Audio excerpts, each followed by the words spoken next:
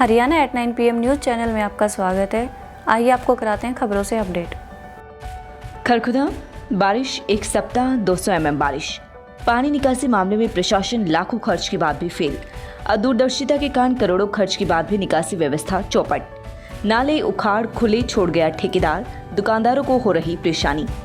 पिछले सप्ताह 2 दिनों में 120 mm बारिश दर्ज की गई थी, जबकि सोमवार को 75 mm बारिश दर्ज की गई है। कुल मिलाकर एक सप्ताह में करीब 200 mm बरसात हो चुकी है।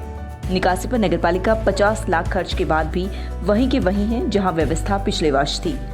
सरकारी इंजीनियरिंग फेल हो रही है। पानी निकासी मामले में खरखुदा प्रशासन ने हाथ खड़े किए हुए हैं, जिसके चलते कई सरकारी दफ्तरों के पानी निकासी में भी व्यवस्था चौपट है। खुद एसडीएम, तहसील व न्यायालय और बीटीपीओ कार्यालय में भी पानी जमा हो रहा है, लेकिन निकासी नहीं हो पा रही। जिस तरीके से सरकारी अधिकारी एवं कर्मचारी खरखुदा का पानी निकालना चाहते हैं, खरखुदा वासियों की नजर में वो तरीका ही गलत है, क्योंकि जिस तरीके से पुराने समय में पानी निकासी होती थी, वहां पर लोगों ने कब्जा कर लिया। वहां से जो सरकारी नाला था वो अधिकारियों ने बंद कर दिया है। खरखुदा शहर के हालात तो अब ऐसे हो चुके हैं कि दिल्ली बाईपास चौराहा, सोनीपत बाईपास चौराहा, सांपला व रोहतक मार्ग, इन सभी मार्गों पर पानी निकासी के नाले पूरा साल भरे रहे हैं। खरखुदा नगरपालिका ने शहर के एक नाले की सफाई के लिए 50 लाख रुपए का टेंडर छोड़ा हुआ है।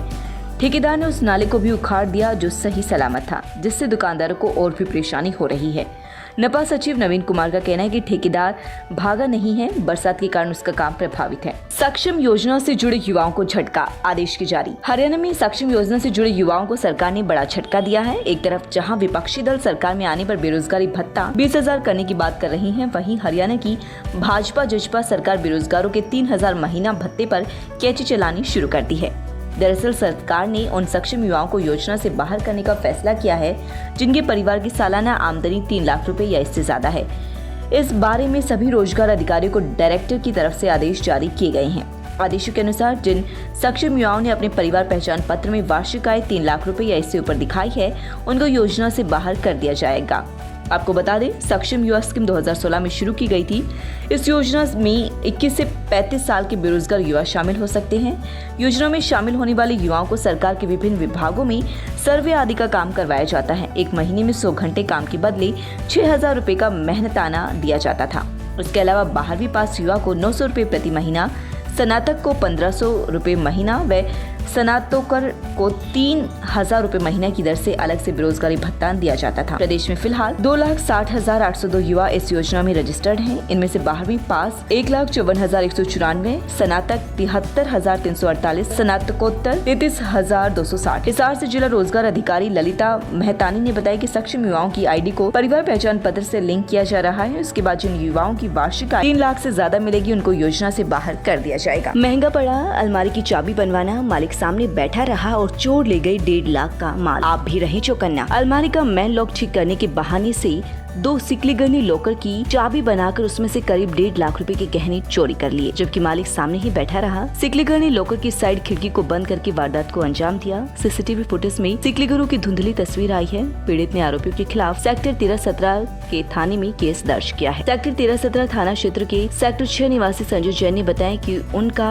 कच्चा फाटक के पास कारपेट वेस्ट का काम है। सोमवार को पत्नी ने बताया कि अलमारी का मेन लॉक खराब है। उसी दिन शाम को गली में 2 सिकलीगर ताले ठीक करने की आवाज लगाते सुनी तो उन्होंने दोनों को ही बुला लिया। अलमारी दिखाने के बाद मेन लॉक ठीक करने के लिए दोनों ने 100 रुपए मांगे। इस पर उन्होंने हाँ कर दी। वह कुर्सी डालकर अलमारी के पास बैठ गए। दोनों सिकलीगर अलमारी का लॉक ठीक करने लगे और अलमारी की रोड निकालकर बोले कि नई चाबी बनानी पड़ेगी। लॉक ठीक करने में दोनों ने करीब 45 मिनट का समय लिया। मेन लॉक की चाबी बनाकर दोनों चले गए। सिकलीगरों के जाने के बाद उन्होंने जब लॉकर चेक किया तो उनमें रखी करीब 1.5 लाख रुपए के गहने गायब मिले। संजय जैन ने बताया कि अलमारी का लॉक ठीक करने के दौरान वह वहीं पर बैठे हुए थे। एक सिकलीगर मेन लॉक ठीक कर रहा था और दूसरा अंदर की तरफ काम कर रहा था। लॉकर की चाबी बनाने के दौरान सिकलीगर ने उसके सामने वाली खिड़की को बंद किया था ताकि उन्हें वह नजर न आए। सीसीटीवी फुटेज में दोनों सिकलीगरों की तस्वीर धुंधली आ रही है। हालांकि पुलिस दोनों की तलाश में लगी है। यूपीएससी के लिए छोड़ दी डॉक्टर की नौकरी, पहले ही प्रयास में दूसरी रैंक हासिल कर बनी आईएएस। कहते हैं मन का मिले तो अच्छा और ना मिले तो और अच्छा, क्योंकि इसमें भगवान की मर्जी होती है। लेकिन बात केरल की रेणु राज ने गलत साबित कर दिया। रेणु राज ने पढ़ाई तो डॉक्टर बनने के लिए की, लेकिन उसका सपना आईएएस बनकर लोगों की सेवा करने का था। डॉक्टर की पढ़ाई आसान नहीं होती और यूपीएससी की परीक्षा को देश की सबसे मुश्किल परीक्षा माना जाता है, लेकिन रेणु राज ने दोनों की पास की। रेणु के पिता एक सेवानिवृत्त सरकारी कर्मचारी है और इनकी माँ एक हाउसवाइफ है। रेणु की दोनों बहनें और उनके पति पेशे से डॉक्टर हैं, इसलिए रेणु राज ने भी डॉक्टर की पढ़ाई की। उन्होंने शुरुआती पढ़ाई केरल के कोट्टायम के Saint Teresa higher secondary school से प्राप्त की। उसके बाद कोट्टायम के गवर्नमेंट मेडिकल कॉलेज से उन्होंने मेडिकल की पढ़ाई की। डॉक्टर की पढ़ाई के साथ रेणु ने यूपीएससी की तैयारी भी की। डॉक्टर के साथ साल 2014 में उन्होंने यूपीएससी परीक्षा दी और इससे पहले ही प्रयास में दूसरी रैंक हासिल कर आईएएस अफसर बन गई। रेणु राज बचपन से ही आईएएस अफसर बनना चाहती थी। जब वह एक सर्जन के रूप में काम कर रही थी और तब आईएएस अधिकारी बनने का ठान लिया था। रेणु राज ने इंटरव्यू में बताया कि मेरे मन में ख्याल आया कि एक डॉक्टर होने के नाते वह 50 या 100 मरीजों की मदद कर सकती थी, लेकिन एक सिविल सेवा अधिकारी के नाते उसके एक फैसले से हजारों लोगों को लाभ मिलेगा। इसके बाद मैंने यूपीएससी का एग्जाम देने का फैसला किया। रेणु ने डॉक्टर की नौकरी करते हुए यूपीएससी में टॉप किया। वह 2013 से ही यूपीएससी परीक्षा की तैयारी कर रही थी और हर रोज 3 से 6 घंटे की पढ़ाई किया करती थी। लगातार 6-7 महीने उन्होंने डॉक्टर की प्रैक्टिस के साथ यूपीएससी की तैयारी की। इसके बाद उन्होंने फुल टाइम तैयारी करने का फैसला किया। जब रेणु राज ने मेंस एग्जाम दिए तो इसके बाद उन्होंने फिर से डॉक्टरी प्रैक्टिस शुरू कर दी और इसके लिए उन्होंने अपनी पढ़ाई के घंटे 3-4 घंटे कम करने पड़े, लेकिन उसका असर उन्होंने तैयारी पर नहीं पड़ने दिया और टॉप करके अपने परिवार का नाम रोशन किया। इंग्लैंड की लिविंगस्टोन ने मारा अब तक का सबसे लंबा छक्का, 125+ मीटर दूर जा गिरी गेंद। मोदी सरकार ने फोर्ट टैपिंग की रिपोर्ट को नकारा। आईटी मिनिस्टर बोले लीक डाटा में गुमराह करने वाले तथ्य है। हिसार में डिप्टी सीएम दुष्यंत का विरोध, काले झंडे लिए किसानों ने उल्टी दिशा से जाने पर मजबूर किया। तीसरी लहर पर आईसीएमआर की भविष्यवाणी 3 हफ्तों में आएगी।